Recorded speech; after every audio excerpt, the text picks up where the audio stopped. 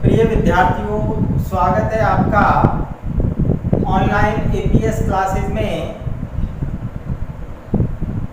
आज हम जीव विज्ञान बायोलॉजी का अध्याय 25 मानव उत्सर्जन तंत्र ह्यूमन एक्सक्रीटरी सिस्टम या एक्सक्रीटरी सिस्टम ऑफ ह्यूमन पढ़ने जा रहे हैं। और मानव उत्सर्जन तंत्र में कौन कौन से मुख्य भाग होते हैं, उत्सर्जन क्या होता है, वृक्क की संरचना क्या होती है, तमाम तरह की सभी चीज़ों की जानकारी के बारे में पढ़ेंगे। तो सबसे पहले स्टूडेंट्स यहाँ पर प्रश्न आता है कि आखिर उत्सर्जन होता क्या है। उत्सर्जन होता क्या है? तो सबसे पहले उत्सर्जन, जिसे हम एक्सक्रीशन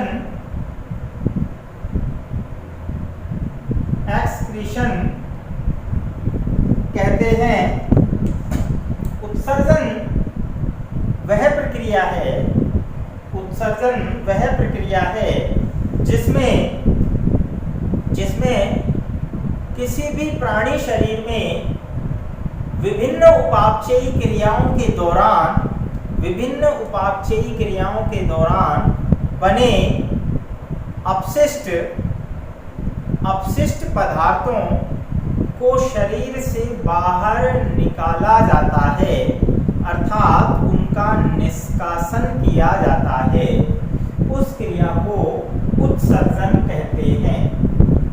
मानव शरीर में जो उपापचयी क्रियाएं होती हैं, जिन्हें मेटाबॉलिक रिएक्शंस कहते हैं, उनके दौरान विभिन्न प्रकार के अपशिष्ट पदार्थ जैसे अमोनिया, यूरिया, यूरिक अम्ल, कार्बन डाइऑक्साइड आदि तमाम तरह के उत्सर्जी पदार्थ बनते हैं।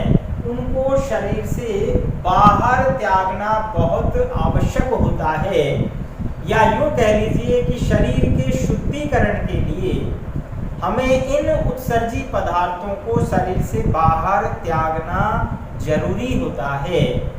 तो इस कार्य के लिए हमारे शरीर में या प्राणियों के शरीर में एक विशेष प्रकार का तंत्र होता है, जिसे हम उत्सर्जन तंत्र कहते हैं। तो आज हम उसी के बारे में बात करने वाले हैं। तो सबसे पहले हमने परिभाषा की बात की कि उपापचयी क्रियाओं के दौरान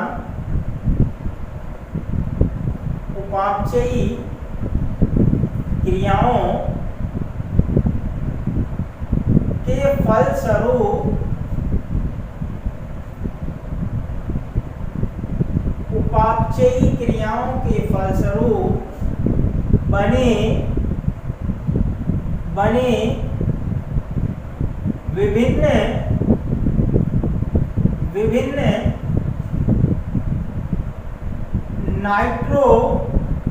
नाइट्रोजनी अपशिष्ट पदार्थों का शरीर से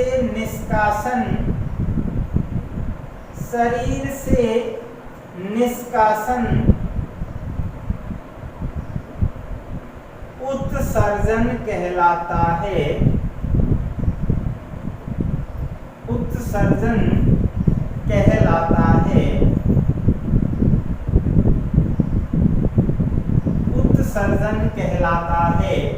तो उत्सर्जन क्या है?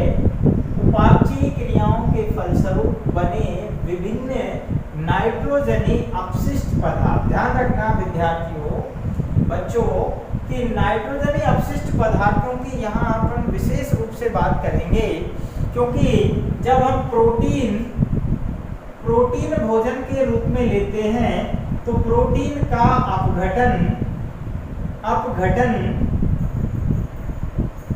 जब प्रोटीन का अपघटन होता है तो अपघटन से नाइट्रोजनी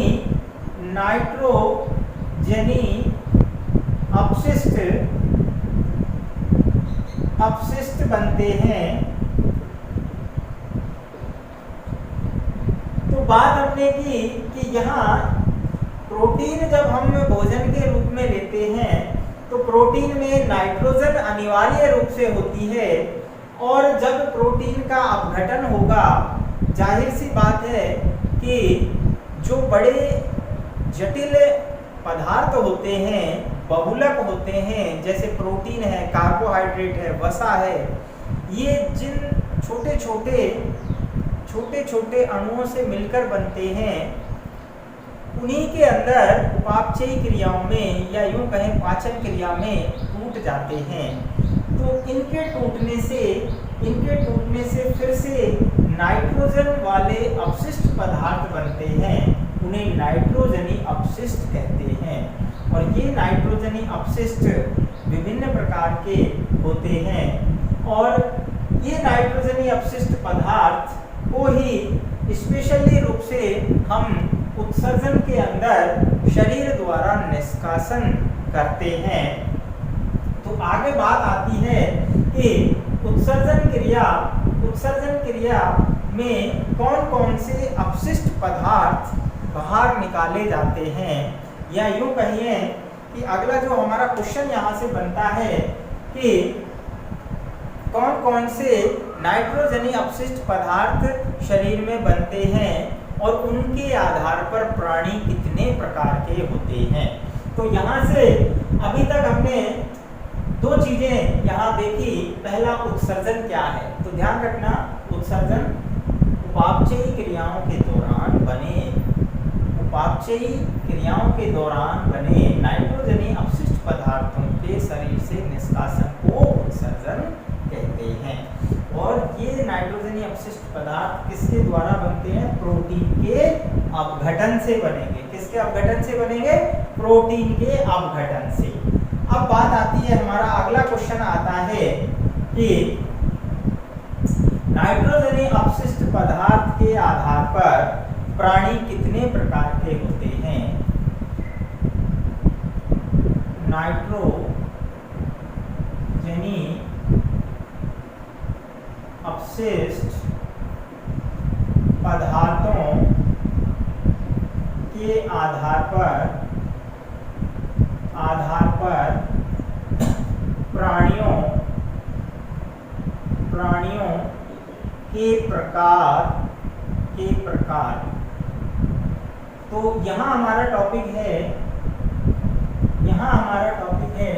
नाइट्रोजनी अपशिष्ट पदार्थों के आधार पर प्राणियों के प्रकार।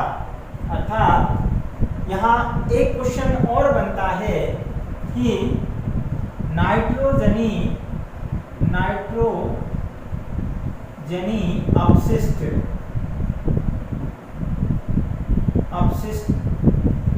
के प्रकार। यहाँ पर दो प्रकार का क्वेश्चन बनेगा स्टूडेंट्स।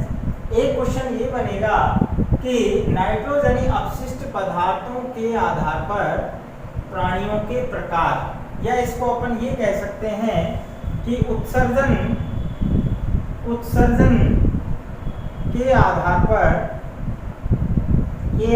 पर प्राणियों के प्रकार।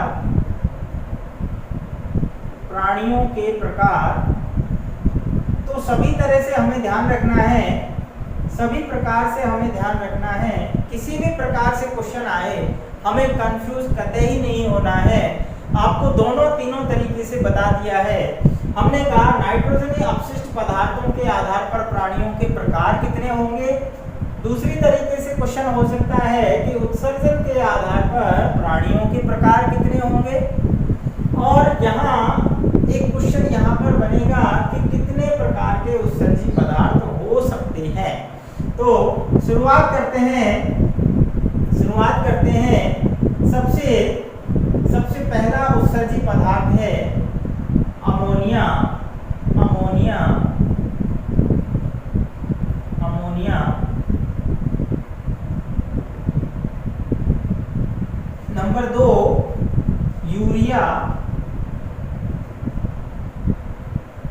नंबर 3 यूरिक अम्ल।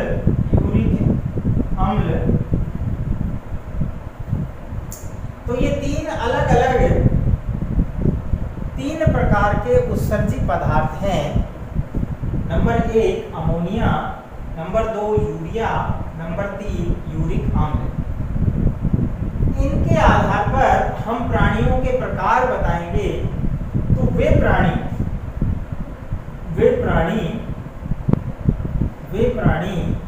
जो अपने उत्सर्जी पदार्थ अमोनिया के रूप में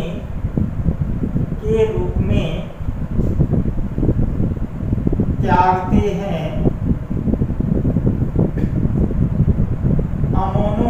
अमोनिया उत्सर्जी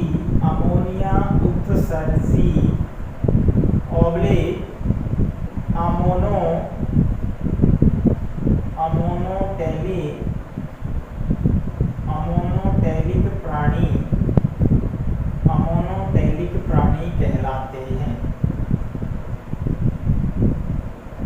बात समझ में आ गई? ऐसे प्राणी जिनमें अमोनिया जैसे नाइट्रोजनी अपशिष्ट पदार्थ बनते हैं। तो अपशिष्ट पदार्थों का प्रकार क्या हुआ? अमोनिया। और ऐसे प्राणी जो अपने उत्सर्जी पदार्थ अमोनिया के रूप में त्यागते हैं या निष्कासन करते हैं, वो क्या कहलाते हैं? उनकी कैटेगरी यानी उनका प्रकार जो है वो कहलाता है अमोनिया उत्सर्जी या अमोनोटेलिक प्राणी। इसको हम इस प्रकार भी लिख सकते हैं कि नंबर पहले प्राणी कौन से प्रकार के हैं? अमोनिया उत्सर्जी या अमोनोटेलिक। तो वे प्राणी जो अमोनिया के रूप में अपने उत्सर्जी पदार्थ त्यागते हैं। तो यहाँ अगर अपने एग्जाम्पल की बात करें तो यहाँ प्रोटोजोआ, पॉरीफेरा, सीलेंट्रेटा,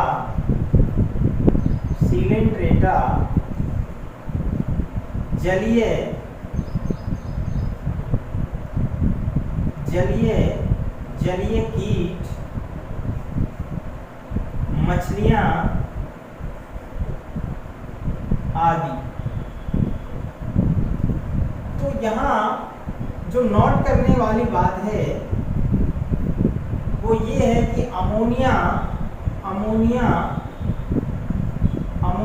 विषैली होती है। कैसी होती है? विषैली होती है। और अमोनिया विषैली होने के कारण इसे हम या कोई भी प्राणी बाहर बिना पानी के नहीं त्याग सकता, क्योंकि ये टॉक्सिक होती है, ये घातक होती है। और इसीलिए ये केवल, दूसरे शब्दों में हम कह सकते हैं, उन्हीं प्राणियों द्वारा उत्सर्जन में त्यागी जाती है जो जलीय होते हैं। दूसरे शब्दों में हम कह सकते हैं जो जलीय प्राणी हैं।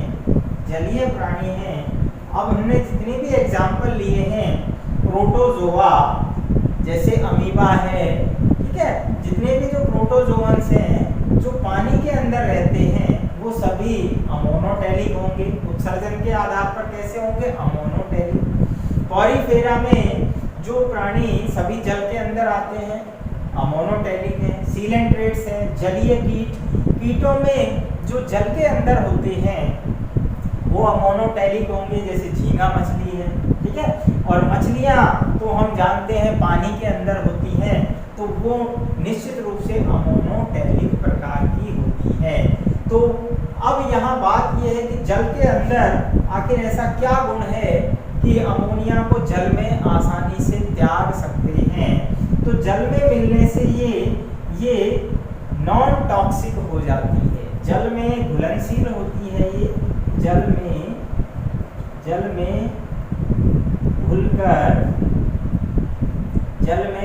घुलकर नॉन टॉक्सिक हो जाती है।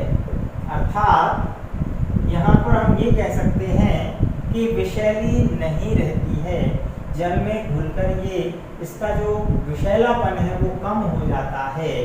अब मानव चूंकि जल में नहीं रहता है, इसीलिए मानव में अमोनिया के रूप में अपने उत्सर्जी पदार्थ न त्याग कर यूरिया के रूप में त्यागे जाते हैं।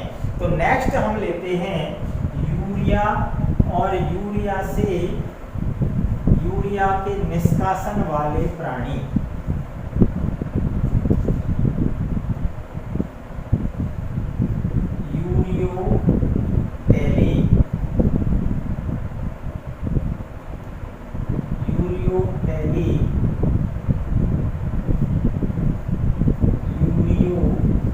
उत्सर्जी प्राणी।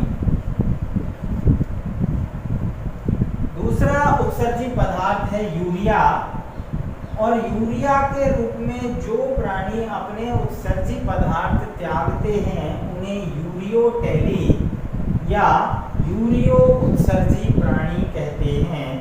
जैसे एग्जाम्पल की हम बात करें तो यहाँ पर मानव, खरगोश,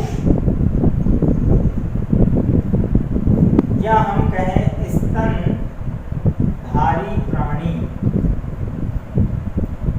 तो स्तनधारी प्राणी यूरियोटेलिक होते हैं, अर्थात उनमें उत्सर्जन के आधार पर जो उत्सर्जी पदार्थ है वो यूरिया होता है, और यूरिया को उत्सर्जन करने के कारण इन्हें यूरियोटेलिक या यूरियो उत्सर्जी प्राणी कहते हैं। तो यहाँ यूरिया के रूप में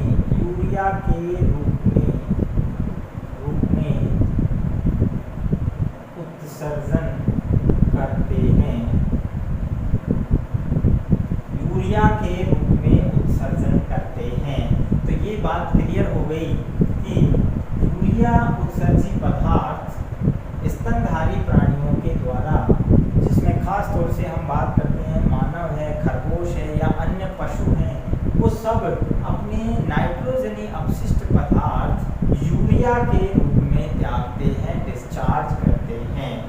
यूरिया जो है हमने पढ़ा था पाचन तंत्र के अंदर हमारे यकृत में बनता है। स्टूडेंट ध्यान रखना, हमारे यकृत में एक विशेष प्रकार का चक्र होता है जिसे ऑर्निथीन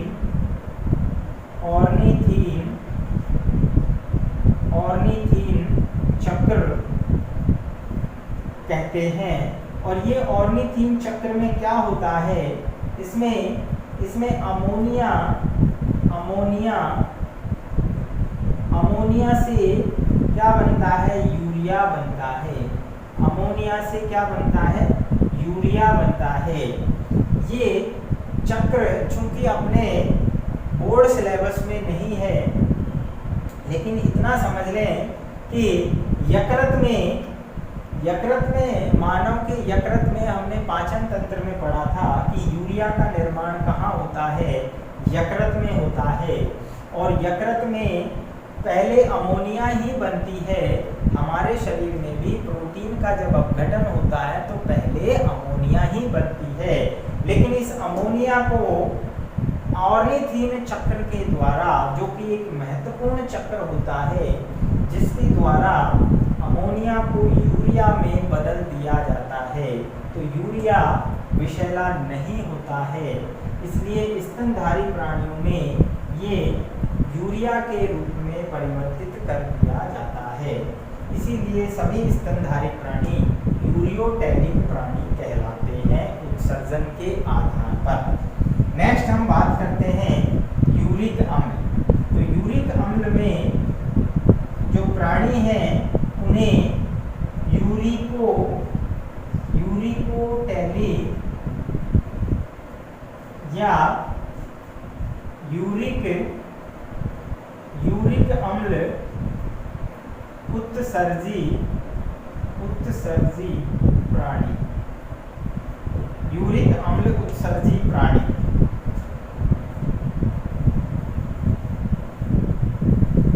अर्थात तीसरी जो कैटेगरी है वो यूरिक अम्ल उत्सर्जी पदार्थ की है। नाइट्रोजनी अपशिष्ट यूरिक अम्ल वे प्राणी जो अपने नाइट्रोजनी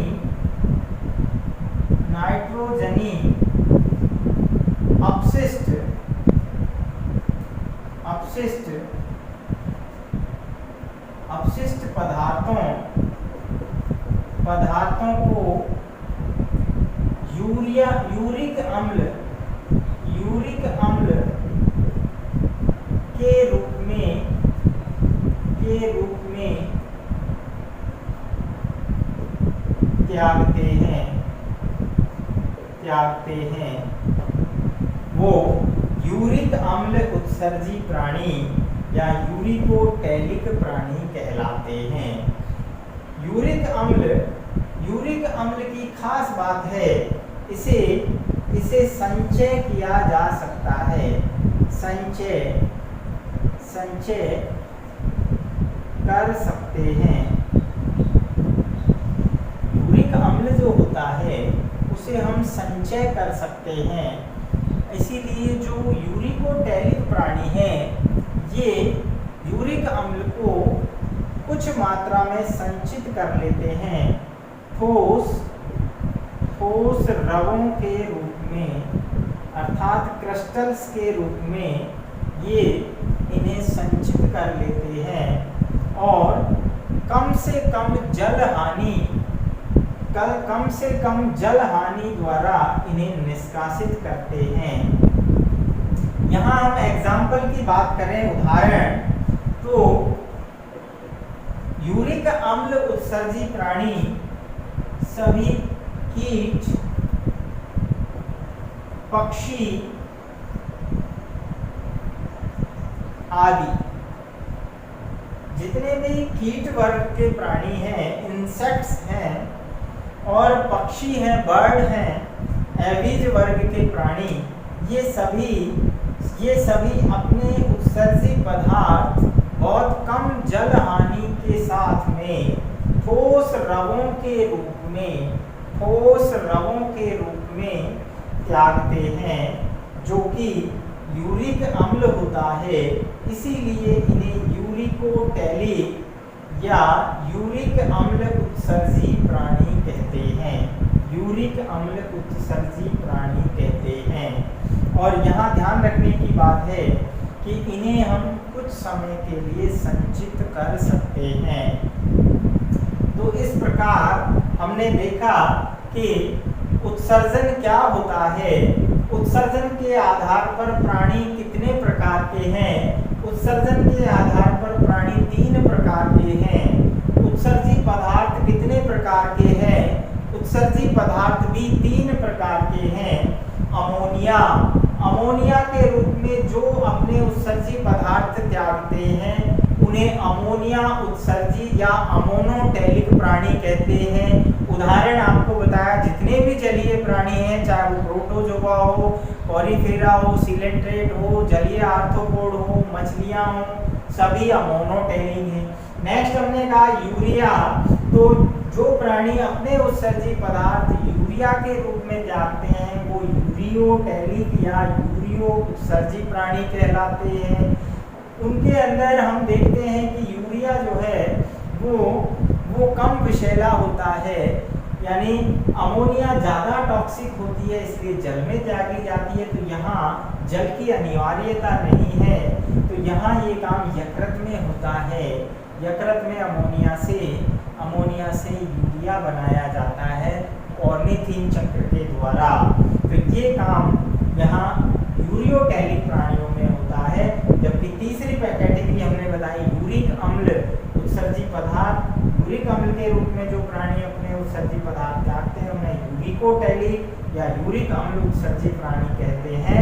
ये प्राणी जो है, ये प्राणी खास तौर से जो है कुछ समय के लिए संचित कर सकते हैं ठोस रवों के रूप में, जिसमें कीट हैं, पक्षी हैं, ये सभी प्राणी जो है अपने उत्सर्जी पदार्थों को क्रिस्टल्स के रूप में त्यागते हैं।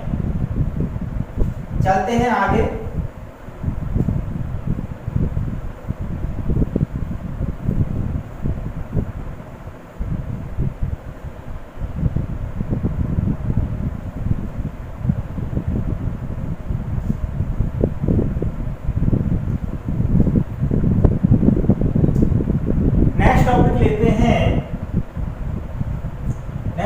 हमारा मानव उत्सर्जन तंत्र,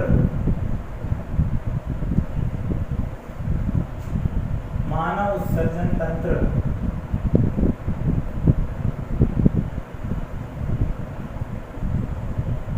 एक्सक्रीटरी सिस्टम ऑफ ह्यूमन। तो यहाँ पर हम बात करेंगे मानव उत्सर्जी तंत्र क्या होता है। क्वेश्चन बनता है मानव उत्सर्जी तंत्र क्या है, तो इसमें कौन कौन से भाग हैं। तो अभी हमने बात की कि उत्सर्जन क्रिया जो है, उत्सर्जन क्रिया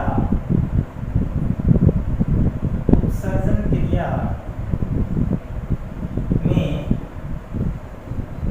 भाग लेने वाले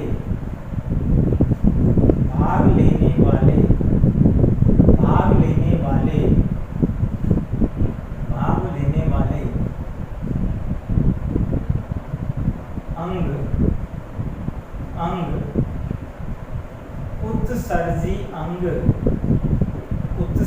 अंग तथा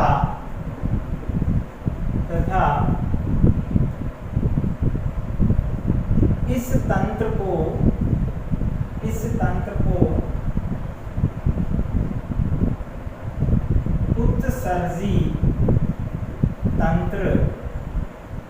उत्सर्जी तंत्र कहते हैं। तो यहाँ मानव उत्सर्जी तंत्र की हम बात कर रहे हैं, यानी ऐसा तंत्र शरीर में जो उत्सर्जन क्रिया में भाग लेते हैं, या हम कहें कि ऐसे अंग जो उत्सर्जन क्रिया में भाग लेते हैं उन्हें उत्सर्जी अंग कहते हैं, और इन अंगों से जो मिलकर तंत्र बनता है उसे हम उत्सर्जी तंत्र कहते हैं। तो मानव उत्सर्जन के आधार पर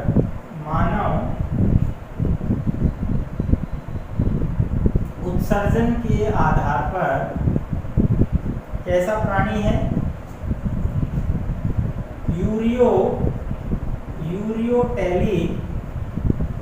टेलिक प्राणी है। मानव उत्सर्जन के आधार पर कैसा प्राणी है, यूरियोटेलिक प्राणी है। उत्सर्जी पदार्थ कौन सा होगा, उत्सर्जी पदार्थ क्या है, यूरिया है। उत्सर्जी पदार्थ क्या है, यूरिया है।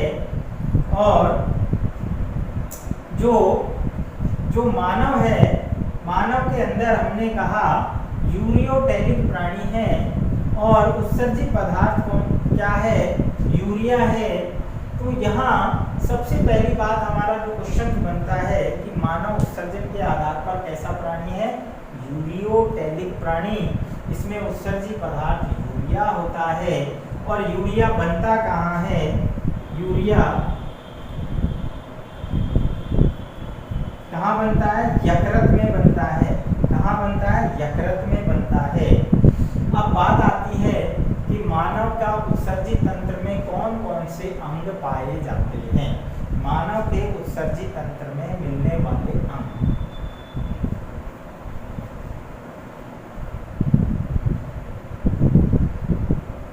तो ये बेसिक हमारी जो संरचना थी, बेसिक जो नॉलेज थी, ठीक है। ये उत्सर्जन तंत्र के अंदर हमने देखा उत्सर्जन जो प्रक्रिया है उसमें कौन कौन से पदार्थ हैं और कौन कौन से उसके अंदर जो है प्राणी होते हैं उत्सर्जन के आधार पर। अब नेक्स्ट हम लेंगे मानव के उत्सर्जी तंत्र की संरचना क्या होती है, मानव उत्सर्जी तंत्र की संरचना। तो मिलते हैं नेक्स्ट वीडियो में मानव उत्सर्जी तंत्र की संरचना में। तो इसके साथ ही जो है लगातार जो है नोट्स बनाते रहिए। आपको PDF मिल रही है, उसमें आप लगातार PDF से नोट्स बनाइए। इस वीडियो को केवल आप लगातार देखिए, बार बार समझिए, और कोई चीज़ समझ में नहीं आती है तो अपने APS ऑनलाइन में आप कमेंट लिखिए, आपकी सारी जो है जो प्रॉब्लम्स है उसको सॉल्व की जाएगी।